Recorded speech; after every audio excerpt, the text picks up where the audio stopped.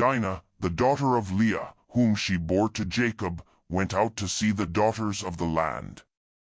Shechem the son of Hamor the Hivite, the prince of the land, saw her. He took her, lay with her, and humbled her. His soul joined to Dinah, the daughter of Jacob, and he loved the young lady, and spoke kindly to the young lady. Shechem spoke to his father, Hamor, saying, "Get me this young lady as a wife."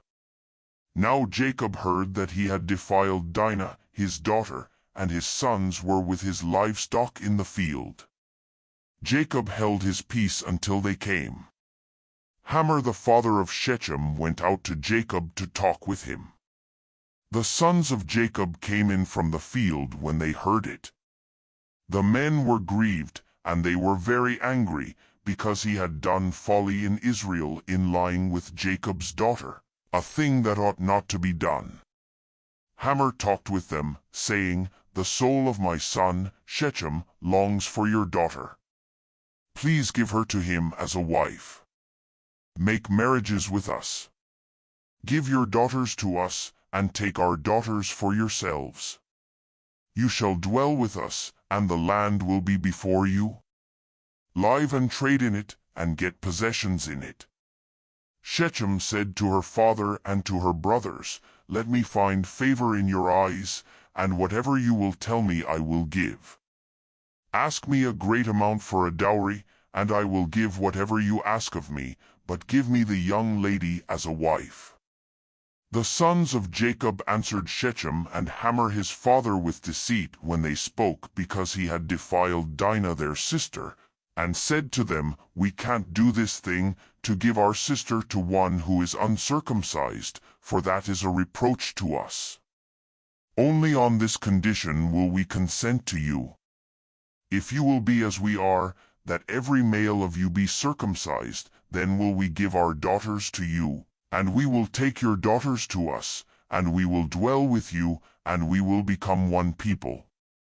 But if you will not listen to us and be circumcised, then we will take our sister, and we will be gone."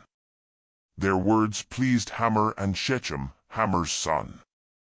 The young man didn't wait to do this thing because he had delight in Jacob's daughter, and he was honored above all the house of his father. Hamor and Shechem, his son, came to the gate of their city, and talked with the men of their city, saying, "These men are peaceful with us. Therefore let them live in the land and trade in it. For behold, the land is large enough for them. Let's take their daughters to us for wives, and let's give them our daughters. Only on this condition will the men consent to us to live with us, to become one people, if every male among us is circumcised, as they are circumcised. Won't their livestock and their possessions and all their animals be ours? Only let's give our consent to them, and they will dwell with us." All who went out of the gate of his city listened to Hamor and to Shechem his son, and every male was circumcised, all who went out of the gate of his city. On the third day, when they were sore, 2 of Jacob's sons, Simeon and Levi, Dinah's brothers, each took his sword, came upon the unsuspecting city, and killed all the males. They killed Hamor and Shechem, his son, with the edge of the sword, and took Dinah out of Shechem's house, and went away. Jacob's sons came on the dead, and plundered the city, because they had defiled their sister. They took their flocks, their herds, their donkeys, that which was in the city, that which was in the field, and all their wealth. They took captive all their little ones and their wives, and took as plunder everything that was in the house. Jacob said to Simeon and Levi, "You have troubled me, to make me odious to the inhabitants of the land, among the Canaanites and the Perizzites. I am few in number.